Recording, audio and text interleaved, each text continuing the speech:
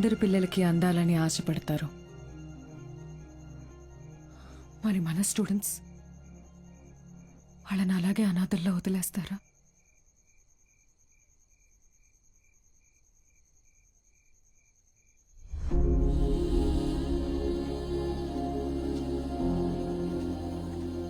Sir, అలసిపోయాను madam, ఓడిపోయాను. Sir, మీరు ఓడిపోవటం అంటూ జరిగితే మిమ్మల్ని నమ్ముకున్న 45 మంది స్టూడెంట్స్ ఓడిపోయినట్టే. నాకు మాత్రం ఉండదా మేడం వాళ్ళని గెలిపించాలని? ఉండదా?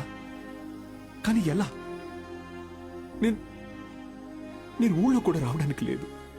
ఖాళీగా ఉన్న కాలేజీని స్టూడెంట్స్తో నింపారు. మీరు తలుచుకుంటే అవుతుంది.